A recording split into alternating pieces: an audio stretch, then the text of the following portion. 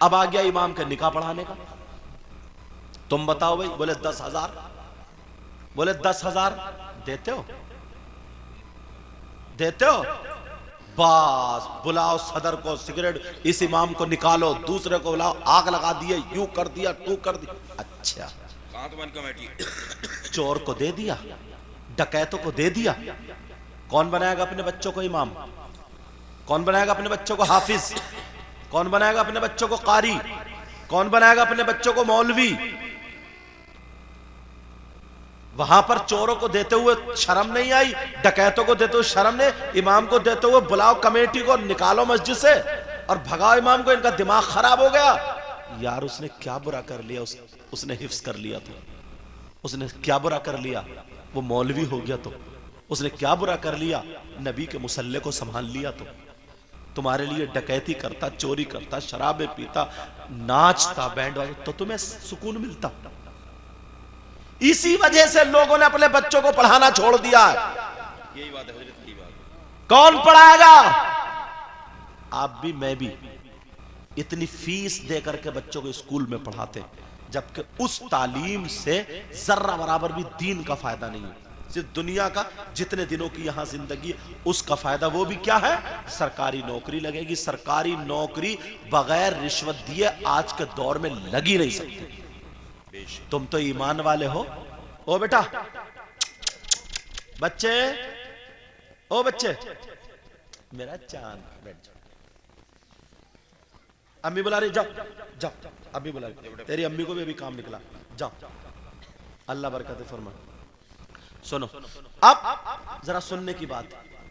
حدیث شریف ہے الراشی والمرتشی کلاہما فی النار. رشوت لینے والا دینے والا دونوں جہنم. جب تک وہ کھا رہا اس کے بچے کھا رہے، تنخواہی سب رشوت کا. کہاں ڈالو گے ایمان؟ کہاں گئے؟ بیچ دیا. باتیں کرے گا چوراہے پہ، اتنی بڑی بڑی بوٹ اگر پڑ جائے پردان 500 روپے پہ بک جاتا، 1000 روپے پہ بک جاتا. کیا ہے دھرم؟ کیا رہ گیا اب؟ مگر سوچو کون پڑھائے گا بچوں کو؟ کون پڑھائے گا؟ کہاں سے آئیں گے؟ تمہیں بدلنا پڑے گا. چوروں کو دیتے ہوئے آج تک کسی نے کچھ نہیں. امام کو دیتے ہوئے کتنے جھگڑے ہو گئے. کتنی گاڑی دے دے، جہیز دے دے، کچھ بھی دے دے، سمجھے، مگر لوٹے گی کائے پہ؟ مہر پہ. جھگڑے ہو گئے مہر پہ، جبکہ اس کا حق ہے. وہ بارات لوٹ آئی.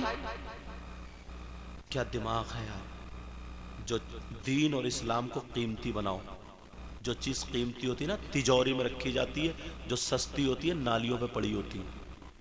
میرا اشارہ سمجھ لیو.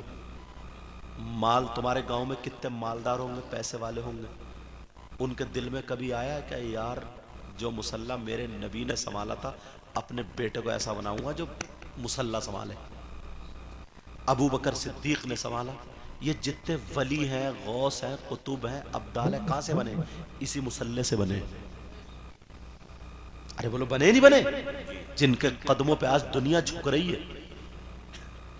مگر وہ ذہن ہٹا دیے، وہ ذہن ختم کر دی. کیوں؟ اگر 50,000 روپے کی تنخواہ ہوتی مسجد میں، 50,000 کی اگر مدرسے میں تنخواہ ہوتی تو سب مالداروں کے بچے پڑھتے ہوتے. اب پردھان کا بچہ، ناک والے کا بچہ، مونچھ والے کا بچہ اگر عالم ہوتا نا تو کوئی وہاں منمانی چلا کے دکھا، 2 تھپڑ مار، چل شریعت کی بات یہ مان. اب غریب کا بچہ بیچارہ مزدوری کرتا ہے، اس کا باپ عالم ہو گیا، وہ اب اس کی کوئی سنتا ہی نہیں. وہ کتنی قرآن تمہارے ہاتھ میں رکھ دے، حدیث رکھ دے، کوئی آیا پیسے والا اس نے نکال، چل نکل، اسی کو نکال دیا. کوئی مالدار اس سے زیادہ ہوتا، پیسے والا ہوتا، عالم ہوتا، ہٹ جاتا کیا؟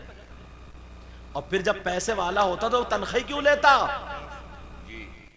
پیسے والا ہوتا، مالدار ہوتا، اس کے خود بھٹے چلتے ہوتے، اس کی زمین ہوتی، کہتا یہ حدیث ہے، یہ قرآن ہے، پڑھے مت پڑھ، نکل، بھگا دیتا نکال کے. اور اب تو قرآن پہ منمانی، حدیث پہ منمانی.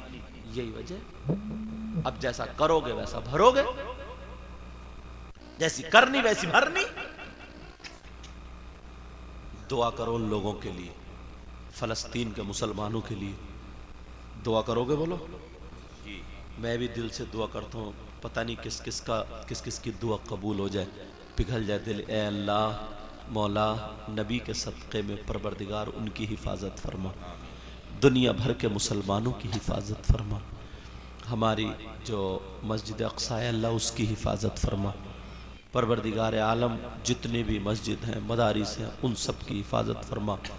ہر سال اپنے گھروں میں فاتحیں پڑھواؤ، نیازیں کرو، سب کے لیے دعائیں کرو، اچھے لوگوں کو بلاؤ، جلسے کراؤ، نمازیں پڑھو، ہر محلے سے جدھر سے جاؤ درود شریف پڑھتے ہوئے نکلو، قرآن کی آیتیں پڑھتے ہوئے نکلو، ماں باپ کی عزت کرو، برائیوں سے بچو، ہمارا سب سے بڑا ہتھیار یہی ہے، سمجھے؟